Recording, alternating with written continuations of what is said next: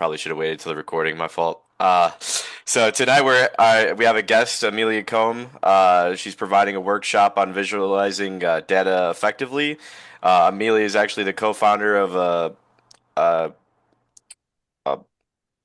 organization called DataViz for nonprofits, or DVN, which delivers high quality visualizations that help organizations quickly grasp their data, improve their work, and show their impact. Make sure to check out their website for more information, and Scott is going to actually put that in the chat right now for you all to see. Um, just for those watching the recording, the Alfred Friendly Press Partners assist journalists in exile learn helpful skills to get trained in the United States through their fellowship program. And as far as that goes, you can find more on the website presspartners.org, which Scott will also put in the chat right now. And yeah, I'm going to hand it over to Amelia so she can get started. Thanks so much, James. Great to be with you all today. So feel free to, while I'm giving my presentation, to put questions in the chat. I'll get to them at the end. But if you have like a pressing question, you need me to clarify something, feel free to raise your hand and maybe Scott and or James can notify me because I'm not so good at multitasking. To begin with, I am going to just ask you to direct your attention to the screen.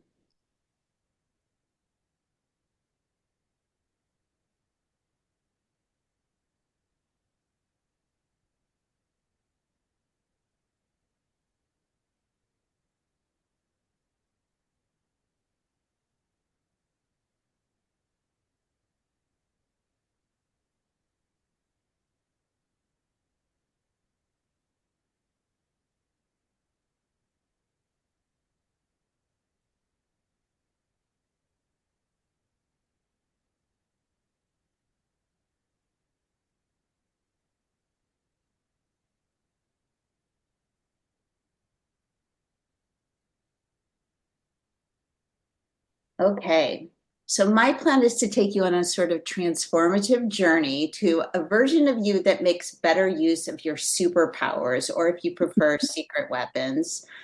Okay, so I'm sure each one of you has multiple superpowers, but today we're going to focus on just two of them. And it's an ability that, if you have sight, we all share, which is our ability to process visual information at lightning speed.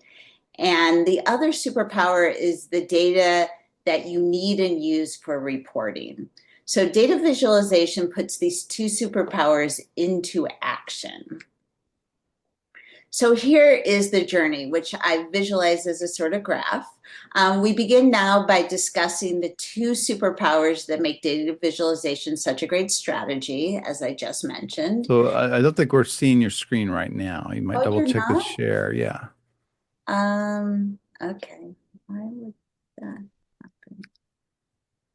Okay, let me do No that. worries. Ah, Were there you, we go. Yes. were you seeing it before? No, we weren't. I'm sorry. Oh my gosh. Okay, I'm going to start over because this is, Okay. I am so sorry.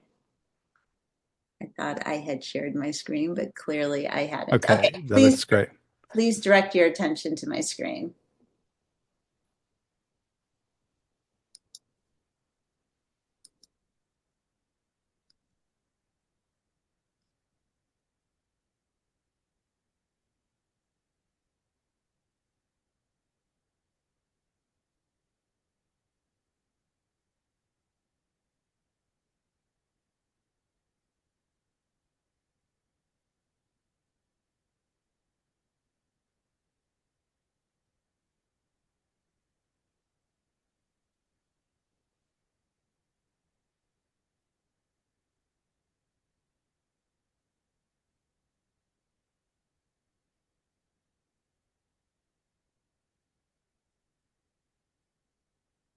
Okay, this is going to make a lot more sense. So my plan today, as I mentioned, is to take you on a transformative journey, one in which you use your superpowers better than you're currently using them. So just to remind you, your superpowers are your ability to process visual information or just visual cues of any sort at lightning speed and the data that you need and use for for your reporting. Data visualization puts these two superpowers into action. And here's the graph that I mentioned that you couldn't see before. I visualize this journey as a sort of graph. We begin now by discussing the two superpowers that make data visualization such a great strategy. Then we'll consider some ways of visualizing data, and I'll offer some suggestions for visualizing data more effectively. I'll draw it to a close by pointing you to resources that will allow you to hone your superpowers beyond this workshop, and then open it up to questions. And if we have a little bit more time at the end, I have a sort of quiz game show to test your data visualization prowess. So a little bit more about me. James already shared a little bit. I love evidence, but I hate spreadsheets. I have more than 25 years of experience studying, funding, and evaluating human services, primarily as a researcher at Chapin Hall, which is a child policy research center at the University of Chicago. At Chapin Hall, I worked with a lot of organizations and their data. And I came to know the difficulties that many organizations face in using data well. I felt there had to be a way for organizations without high-level data analysis skills in-house to extract meaning quickly and painlessly from their data and put it to work for them. And that's what I got interested in data visualization, or data viz for short. I got training in data visualization from the University of Washington, started doing it at my research center, but then taking on clients of my own, which are nonprofits. I also work with consultants and foundations to visualize data, and my consulting business is called Data Viz for Nonprofits. Okay, let's talk about the two superpowers you share with your readers. Superpower number one is data. So data, of course, is everywhere. As you know, there are tons of sources of free data out there from governments, NGOs, social media platforms, media outlets, and others. And data allows us to look at an issue with various lenses, put issues into context, zoom in and zoom out. Our access to data is a superpower if we know how to wield it effectively and responsibly. So I offer you this little commercial for data. You might think of it as a public service announcement. And you may also feel that data doesn't need a commercial. You hear about and see data all the time. Perhaps you feel it's overhyped. We hear about evidence-based practices and data-driven solutions and key performance indicators, but it's sort of in all the hype around data, I think we often lose sight of what its core importance is. So that's why I'm offering you this little commercial. So data is important because of how perception occurs. What we perceive is based not just on what we actually observe, what you might think of as data, but also what we expect to observe. This is how it works. The brain evaluates which of a variety of probable events are actually occurring, and what we perceive is based in part on what decision the brain makes. Sure, what we perceive is also based on incoming signals that come in through our senses through the outside world. Again, we might think of as data. But there are far more of those internal signals within the brain that affect our perception. As Ani Nin once said, we don't see things as they are, we see them as we are. A great example of this is a YouTube video that went viral a few years ago. I'm not going to show it to you because I bet a lot of you have seen it. So if you saw it the way I did, it was part of a presentation. A presenter gets up and says, okay, I'm about to show you a 2-minute video. In the video, you see a bunch of people in white t-shirts passing a basketball among them. And your job as the viewer is to count how many passes you see. So sure enough, the video plays, you see the people in the white t-shirts. If you're like me, you dutifully counted the passes. And then the video ends and the presenter gets back on and says, Raise your hand if you saw a guy in a gorilla suit walk through the frame. And again, if you're like me, you did not see the guy in the gorilla suit. And the presenter shows you the video again, and it's very easy to perceive the guy in the gorilla suit once you expect to perceive him. So this is a great example of how our expectations affect what we perceive. These inner brain signals or expectations can distort our understanding of a situation. Thus, incoming signals or data are quite important to confirming or negating our expectations. But the key is you have to pay attention to data to make that happen. Progress in organizations, in countries, indeed in all of human history, often starts with the concession that our expectations might be wrong and that data might have something to teach us.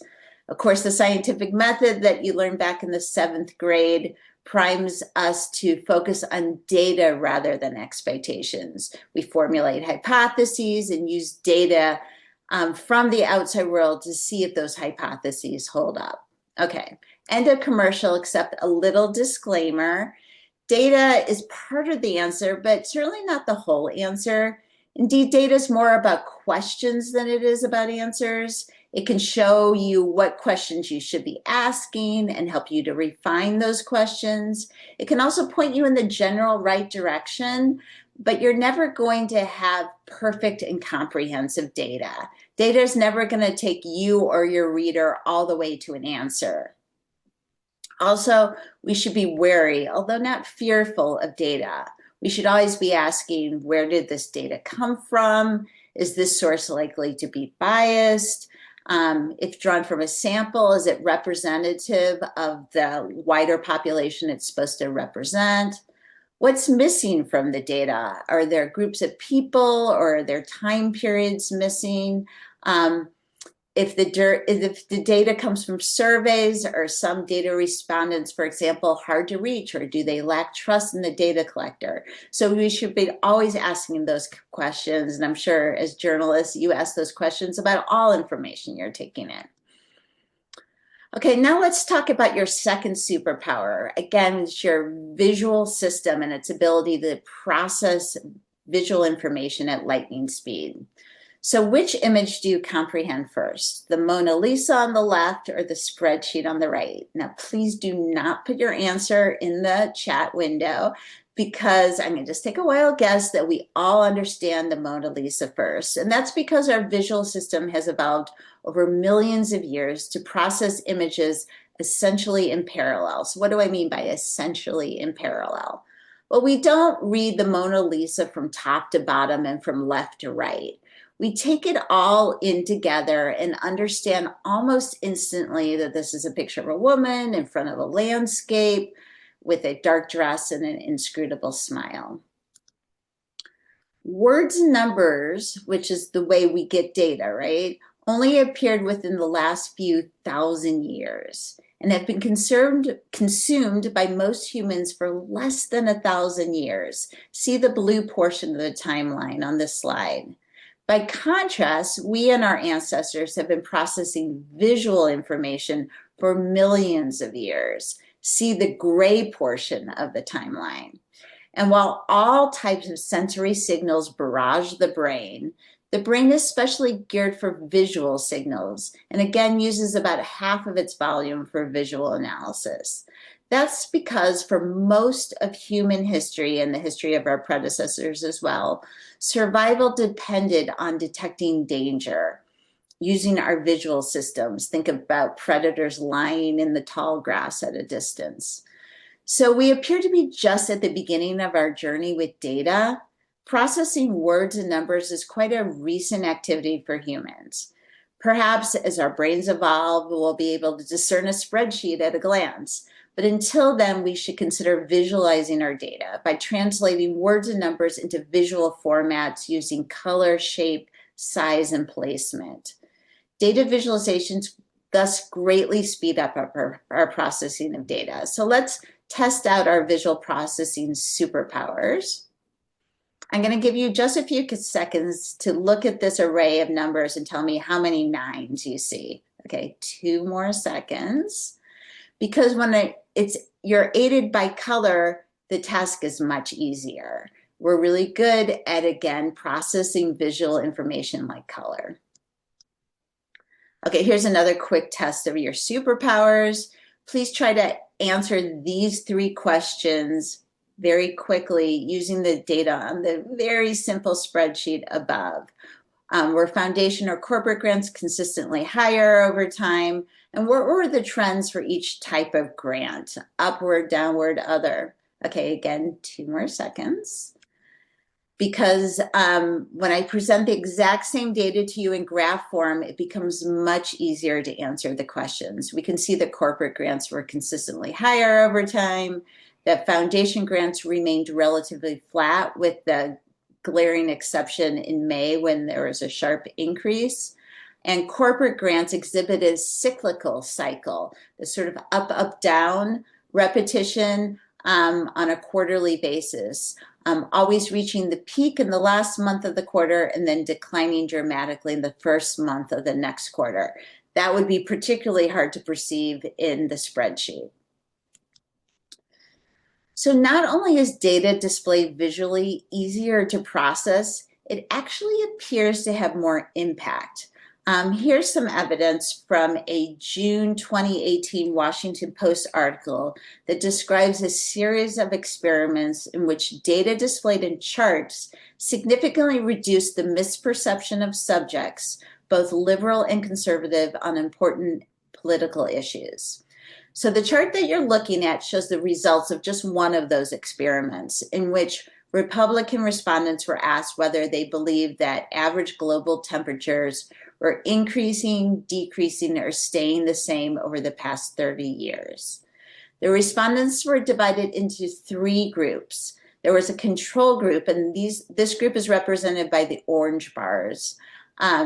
This control group received no information. They were just asked the question about global temperature trends.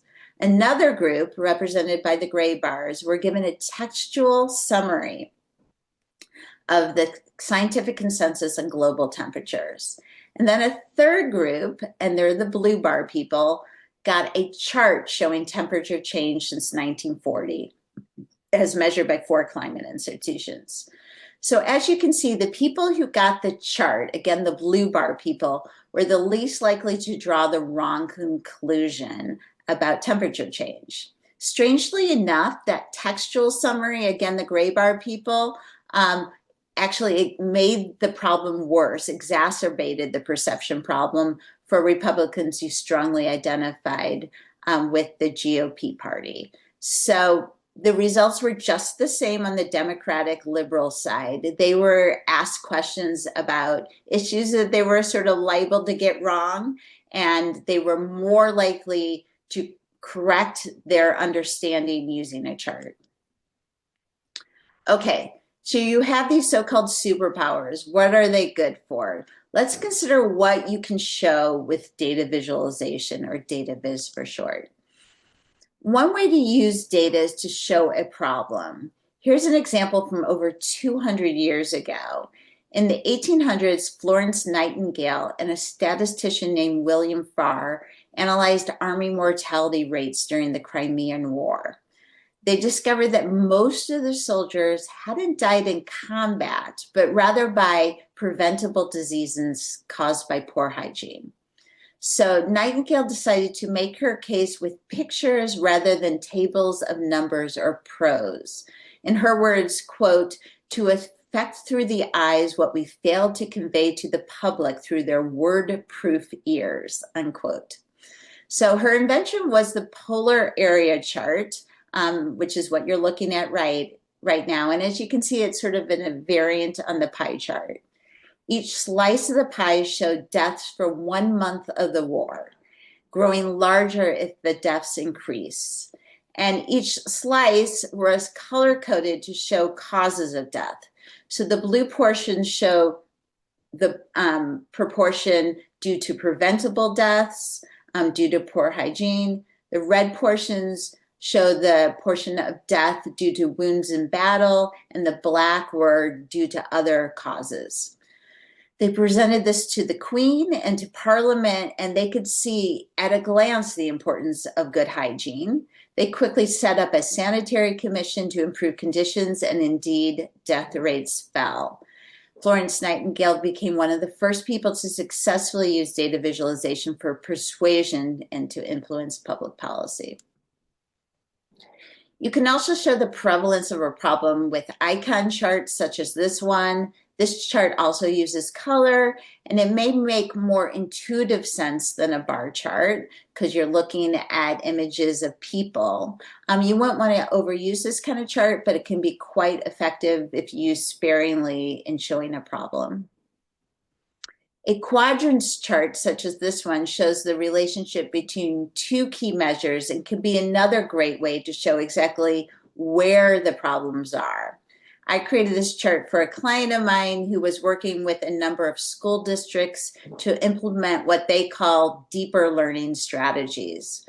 The first thing they did was survey principals and teachers at the schools involved in the project and ask them questions to ascertain how important each of the deeper learning strategies were to them and how often they already put related strategies into practice. This chart shows the overall results for all the principals and teachers who completed the survey. Each dot represents one of the deeper learning strategies, and each dot is positioned to show the average importance assigned to the strategy and the average frequency of practice of the strategy. The consultants could see, again at a glance, that although teachers and principals already felt that the strategies were quite important, they were putting them into practice less than 50% of the time, with the exception of direct instruction. So they could see that the need was for addressing the obstacles that were preventing these educators from doing what they already believed was important. Viewers are most interested in, guess what? Themselves. So this is a cool way to put what's called putting the viewer in the viz. Instead of presenting them with statistics, you ask them to guess at a statistic. So in this case, we're asking what percent of Black non-Hispanic children experienced poverty in 2019. This is a snapshot of an interactive visualization that I created. And as you can see, the viewer or reader can enter in their guess at what the percent is using that sliding bar in the middle. Then they scroll over, how did you do? And they see this chart, which shows them what the data actually show, what other people guessed, and what they guessed. So they can see how close to or far off the mark they were, and can be a really engaging way to help people to understand a problem. I know that, for example, The Guardian has used this strategy quite effectively. Another thing you can show with data visualization is efficacy, and nothing's more effective than a bar chart. It may seem tired, but we all already know how to read a bar chart, so the cognitive load is very low. Another way of showing efficacy is to use a line graph like this. This makes an even stronger point than the bar chart did by allowing a comparison of the trajectory for one group that got an intervention to another group that didn't. This visualization uses a number of techniques to show efficacy. The chart is called a stacked area chart. It also uses a strategy called small multiples that allows a viewer to make comparisons across side-by-side charts. They also use a great strategy, which is using, if the world were 100 people, rather than using percentages. Humans tend to glitch on percentages, but we can all kind of imagine 100 people more easily. And then notations here are helpful too. So we can quickly see that poverty and child mortality have decreased dramatically, and basic education, literacy, and democracy, as well as vaccination, all increased dramatically over the 200 years that are represented in these side-by-side charts. I'm particularly interested in charts that not only help us to understand a problem, but also present a current or potential solution to the problem. So let's consider some type of charts that do just that. One way is to show two scenarios within one chart. So the now famous flatten the curve graph shown here did this without any real data.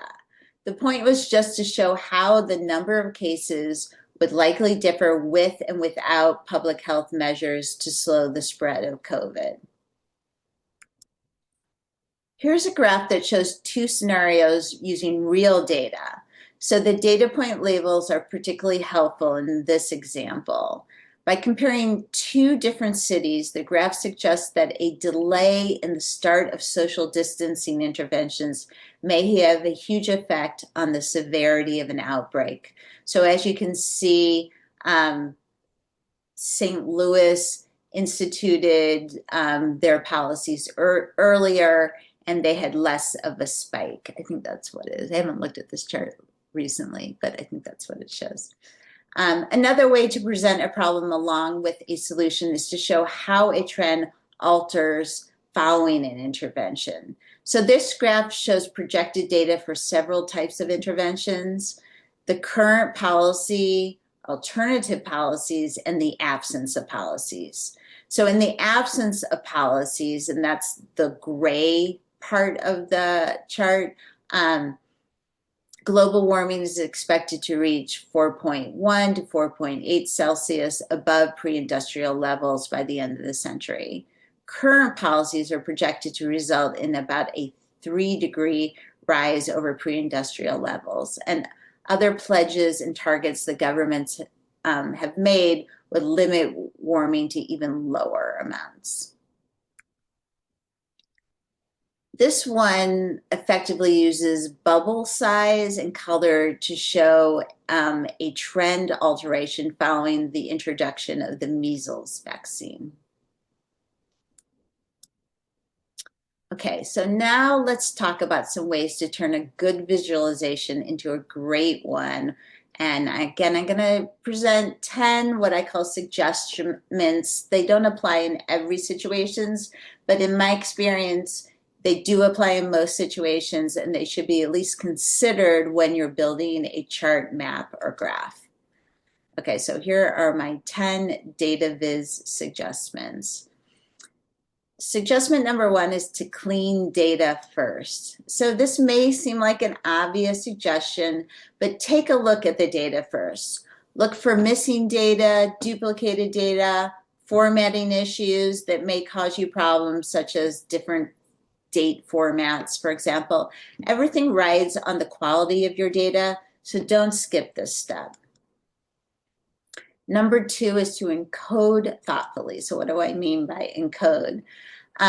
Cleveland and McGill, among others, have studied what types of encodings, some people also call them channels, people are able to decode most accurately and rank them in the following list. So this, again, these are the visual cues that we're sort of translating numbers and words into in a chart, map, or graph. So as you can see, according to the research, we can make more accurate comparisons using position along a common scale. That's, of course, the bar chart, length or slope. But when we only need to make generic comparisons, we can use things like color hue, volume, and color intensity. So think of it this way. If I showed you 2 bars, you could probably pretty confidently say to me, yeah, bar A is twice as long as bar B, or about twice as long. But if I showed you 2 different shades of green, you would be hard-pressed to say one is twice as dark as the other. So you can see how we're better at length than we are at color intensity. Pies, of course, are delicious, but they're often inscrutable when applied to data. So looking at this image, we can confidently proclaim that the E bar on the bar chart is the tallest, but we'd be hard pressed to pick out which of the pie slices is largest. That's because we're not as good at angles as we are at length. So when comparing quantities of several things, bar charts are almost always better than pie charts. I came across this eyesore of a chart recently and thought it was pretty funny that the pie chart isn't even an effective way to show the number of countries that use different terms for this type of chart. Although it is fun to know that the term for this chart in Catalan translates into cheese portions graphic, and in Bulgarian to ceremonial bread. The only exception about steering away from pie charts is when you want to compare a part to a whole. But once you get beyond 2 or maybe 3 slices, it's usually best to not use a pie chart and use a bar chart or some other type of chart. Okay, my third suggestion is to highlight what's important in a chart. So once you've visualized your data, the story can still remain hidden, particularly to those unfamiliar with the data. That's when it's time to call out certain data points with color and annotations. As you can see, that's what I've done in this chart. Here is some data from the Center for Disease Control. It's on chronic illnesses, and it shows an example of highlighting what's important in a chart. This type of chart is called a parallel coordinate graph, and it shows the level or amount of something across several dimensions. In this case, we're looking at the percent of adults with chronic illnesses across US states. Each line represents one state in the United States. So the notations in color draw attention to how low residents of Hawaii are in relation to other states on rates of depression, particularly in comparison to Oregon, which had the highest rates of depression. My fourth suggestion is to show ordered data in a way that our perceptual and system intrinsically senses is ordered. But conversely, unordered data should not be shown in a way that implies an ordering that doesn't exist. So let's talk about this a little bit more. So these two array of charts show the exact same data. On top, we see the same data on the charts on the bottom. The only difference is the charts on the bottom are ordered in descending order. What you're looking at is the percent of health visits that included depression screening across different care teams in family medicine, pediatrics, and women's health. So the bars that are not ordered kind of put more strain on the viewer to figure out sort of, which of these teams are doing better than the goal, which are doing worse. Much easier when you put them in descending order. You can right away see which teams are meeting the goal and which are below the goal. Clarify with color. So don't use the same color hue for 2 different variables. Don't use the same color saturation for different magnitudes of the same variable. Don't use too many color encodings on one chart or data dashboard.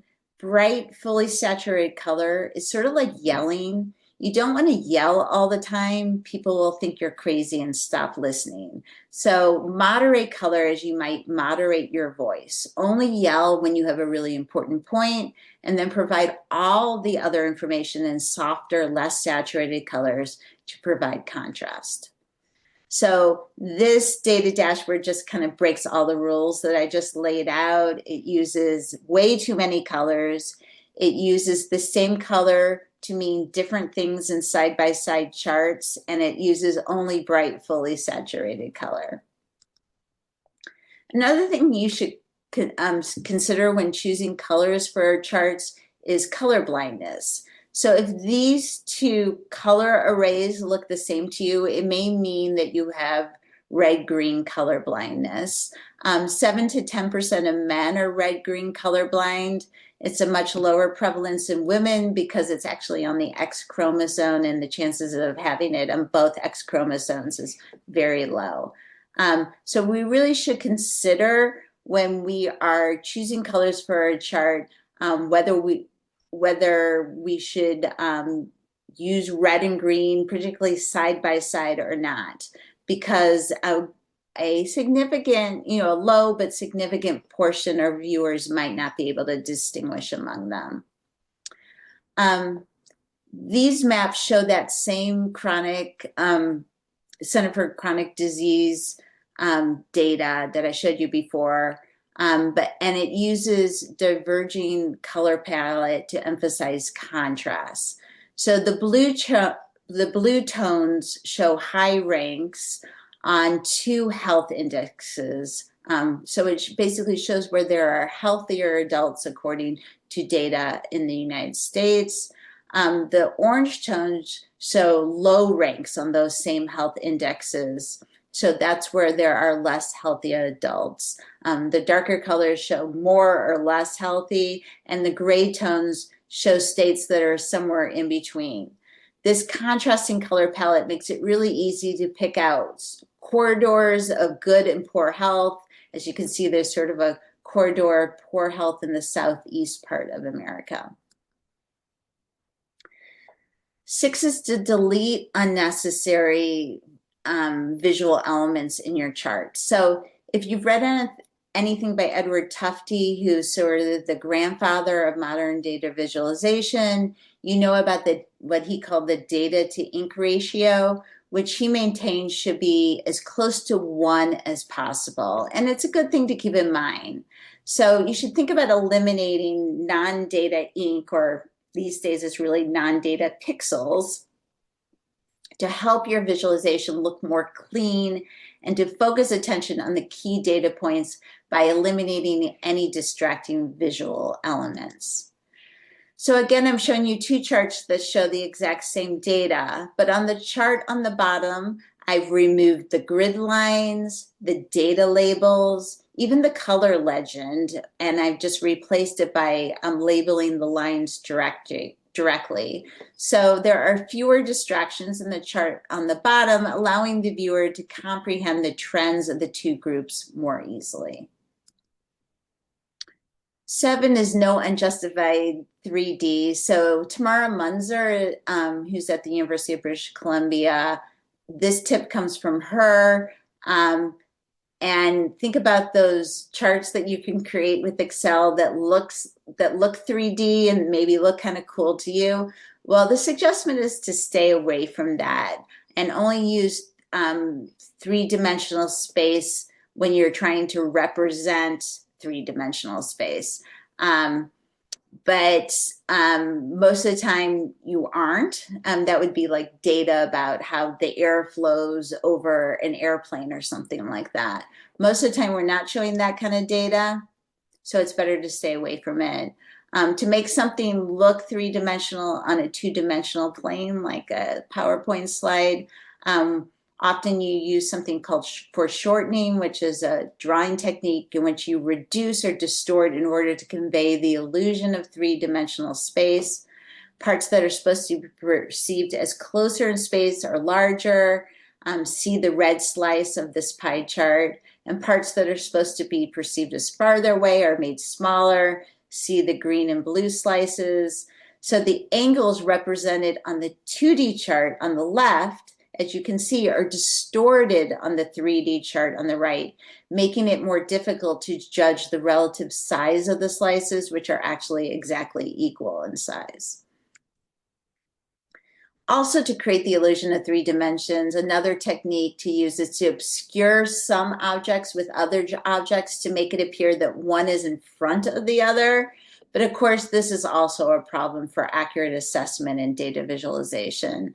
In the top chart, the green bars are barely visible. Rather than have that sort of third axis, you can just use color, shape, and size to encode a third variable, which is what they've done on this chart. You can see they're using 3 different colors. So the third axis is really completely unnecessarily and only serves to make the chart more difficult to read. Looking at October, for example, it's hard to, and the chart in the top is hard to decide whether the A group or C group is taller, but it's much easier on the 2D chart. Again, the benefits of 3D outweigh the cost when the task is shape perception for three-dimensional space data, such as the patterns of airflow over a model NASA spacecraft. Okay, eyes beat memory is my 8th suggestion, and this one also comes from Tamara Munzer. So it's easier to compare by moving our eyes from side to side rather than holding one thing in memory that you just saw and comparing it to something that you're currently looking at. And this is where the great power of the small multiples chart, which I've already mentioned, comes into play. So small multiple charts address the power of eye over memory. Small charts are laid out together to make it easier for your eyes to scan across them. I love this chart. It's by Doug McCune. You can quickly scan to see the differences between different types of crime. So each chart represents a type of crime. The x-axis in each is time of day.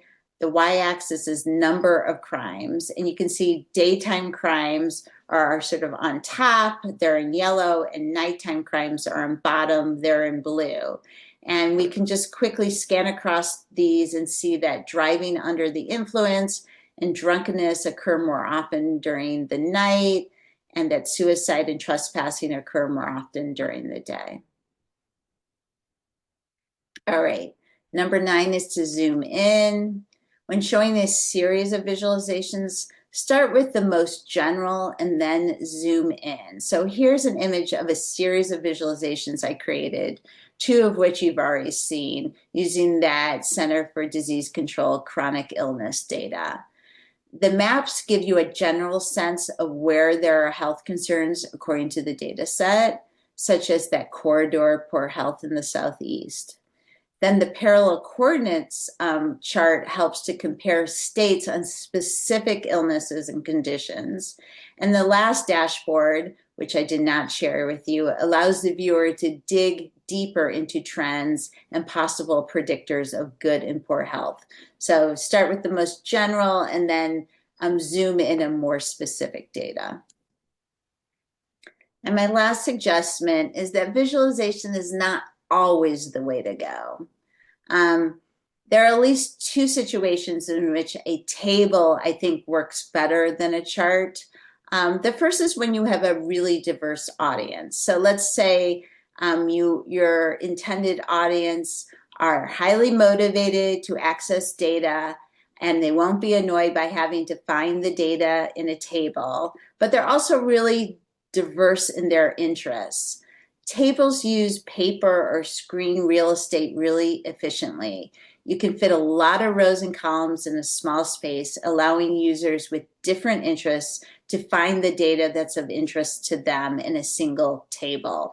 But again, you need a pretty motivated audience for that. Another situation is when you have many units of measure. For example, you want to show the height, weight, location, and satisfaction level of 100 participants in a healthy eating program. This data involves 4 different units of measure. We got inches, pounds, latitude and longitude, and survey rankings. Such complexity is difficult to represent in a single visualization because you would have to come up with different encodings for each of those measures. But you can do so easily in a table, so that might be another good use case for using a table rather than a chart. Okay, so now we are all the way at resources. Let's talk about some of these resources that you can use to sort of up your data viz game over time.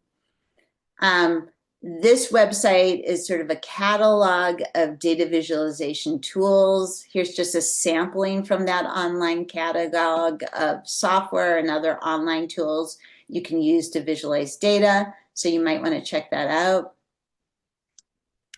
And here's a list of free data viz tools that are out there. The one I use the most is called Tableau Public. You may have heard of Tableau. And it also has this, they have a free version called Tableau Public that you should check out. It really has a lot of the same features as the subscription, except that you can't be using sensitive data with Tableau Public because the data is stored on their servers. And I'm happy to talk more about that at the end if you guys have questions about it. Power BI is a Microsoft product that is very similar to Tableau Public, but there's also sort of simpler tools if you just are going to do like one-off visualizations like Canva, which I use to create these slides. It's a great tool. Okay, there are a number of tools out there that will help you to choose a chart type for your data and for your purpose. So Andrew Abella's simple decision tree that you're looking at called Chart Suggestions, a thought starter, is really a classic and helpful tool. You can find it online. It's based on Gene Zelazny's classic work called Saying It with Charts. And the decision tree, as you can see, starts in the middle with the basic question, what do you want to show? And then it provides 4 options: comparison, distribution, composition, and relationship. So you choose what you want to show, and then it leads you through a number of other decisions, and you arrive at a basic chart. And it's a sort of good way to get you going on visualizing your data. But it's not the only tool like that that's out there. There are other resources for choosing charts, such as this one from Flowing Data, which, by the way, is also a great data visualization website with lots of resources on it. There's also the data viz or visualization catalog, which I use all the time. If you come across a chart and you're unfamiliar with it, you can kind of look it up in this data visualization catalog. Or you think, you want to use a certain type of chart, but you don't know what it's good for, you can find it in the catalog and read about what kind of data and what kind of purposes it's best suited for.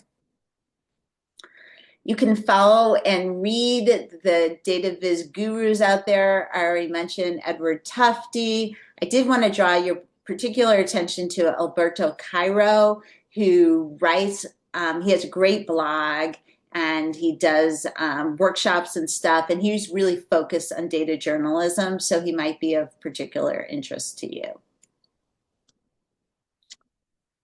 You can find any number of websites with lists of free data sources, such as this one from infogram.com. But fair warning, when searching for free data online, you're likely to find yourself in quite a few rabbit holes. So here are a few tips to make your search more fruitful. Before you begin searching, know what you're looking for. Consider what geographies, time periods, or populations you need. Also think about what data format you need. Perhaps you can only deal with Excel or CSV files. When visiting a free data site, determine if any of the data files available for download meet these needs right off the bat. If it's not clear, then give up and try another site, because there's a lot of them. If you need local data, check out in the US city governments websites. Many of them have data portals where you can download free data. And always look for what's called a data dictionary or some other type of documentations that will help you to understand what's included in the data, how the data was collected, what each data field means. Sometimes this is included on a tab in the downloaded data, but pay attention to what might be missing from the data and the biases that could be baked into the data. And of course, you should always link back to data sources or attribute with text when showing data in charts, maps, and graphs. Okay, I hope I can also be a resource to you through DataViz for Nonprofits. Again, I help nonprofits clarify the questions they want to answer, and I create interactive data dashboards, reports, presentations, and infographics. I also do workshops like this. I also offer free consultations. You can sign up at my website if you're trying to figure out how to visualize some data that you're working with. I too also have a blog called 60-Second Data Tips. If you'd like to sign up for it, you can go to my website, um, and you'll get a tip in your email each week that really only takes 1 minute to read. It's kind of a painless and fun way to up your data game over time. So that's the end. We have 10 more minutes. So I'm happy to answer any questions you have, or if there are only a few questions or no questions, we could do this sort of little data viz game show that I have. So James or Scott, I'm not looking at the chat. Are there any questions? I don't see any questions in the chat right now. Okay. I've been trying to put in the URLs that you had mentioned, but certainly you can raise your hand or you can put a question in the chat if you'd like to. Um, it seems like you've given us lots of. I do have a question myself. You've given us lots of tools, and you've given us some ways to think about data visualization. Um, how long does it kind of take to you kind of become it's a little more intuitive, I guess, as I've always get down these little rabbit holes and I get distracted by the nice graphs and it seems to make sense to me and I think sometimes you don't go back to those rules again, but you obviously have a good expert perspective on this, but um, Yeah, any tips there for the newbies? yeah, I think it depends on how visually oriented you are. Again, we all take information visually better than we do with other senses, but some people are more visually oriented than others. I tend to be very towards the visual end. So I think it became more intuitive to me more quickly. Just thinking about like what charts work the best for me. But one thing I haven't talked about is one thing you can do even after it becomes intuitive for you, because what's intuitive for you and what's for other people might not be the same, is to beta test your charts. So, give it a try.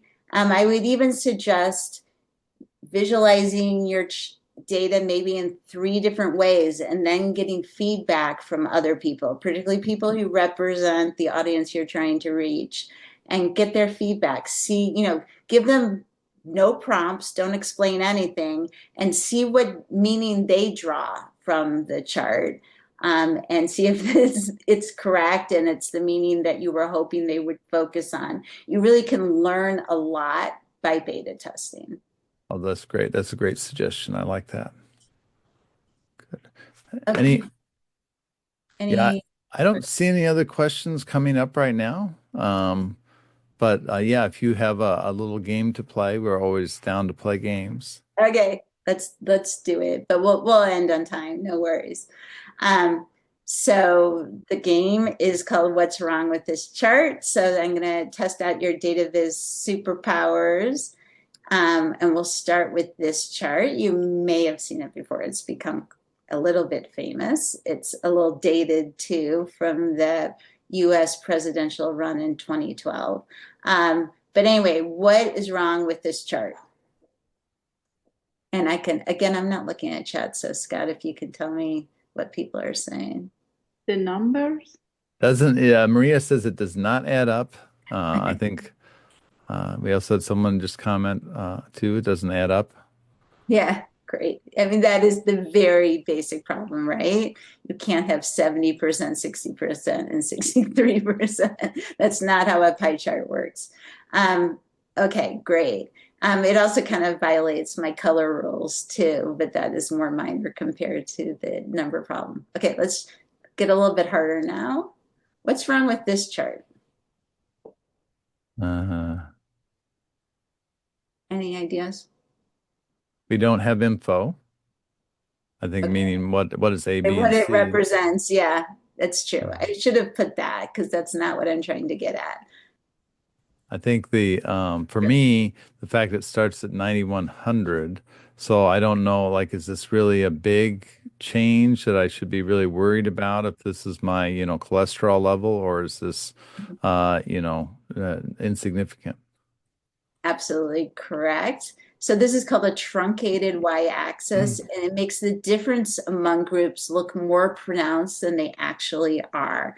So in the chart on the top, which is the one I showed you originally, again, it doesn't start at 0, it starts at 9100. So it makes it look like the differences between the A, B, C, D, and E groups are quite significant. But when you fix the Y chart and start it at 0, the differences are really not that pronounced. Okay, how about this Ugh. chart? What's wrong here? Uh, Sally, what do you think? What's wrong here? About the years?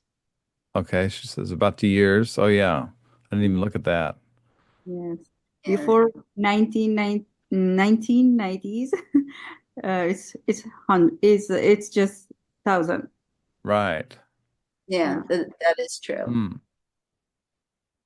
Why is the scale inverted? Someone says online. Yeah, that I think is the basic problem here is the inverted y-axis. Often problems with charts involve the y-axis. So yeah, so it's inverted, right? The standard way is to start 0 at the bottom and increase. They did just the opposite.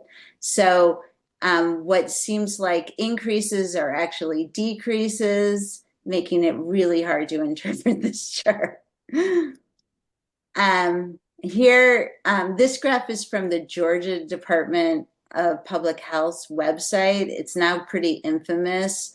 The original chart, which was later corrected, did not present the dates along the x-axis in chronological order. So as you can see, I'm going to just tell you because we're out of time. Um, Moreover, the bars, which each represent a different county, were presented in different colors on different dates. So the result is, and I'm quoting here from Morgan McFall Johnson at Business Insider, quote, "It seemed to bend both time and place to achieve a clean descending staircase effect." When they corrected the chart, it looks more like this. So now they're using color consistently and they're ordering the bars consistently across time periods too, so that you can see there really wasn't this descending effect. So anyway, just with all data, there's ways of representing it more or less truthfully. And so we should look out for some of these pitfalls. Do you Or, think do you think do you go think ahead. that was a intentional misrepresentation or it was just a like they didn't know what the hell they were doing or I I think it was probably intentional because they wanted to show a decrease over time. Yeah, okay. yeah. And you Interesting. can see it wasn't like that. So Interesting. yeah. So I would just want to end on time. So we are there. Yes. Thank you all for taking this journey with me. I hope you got something to take away and use in your work.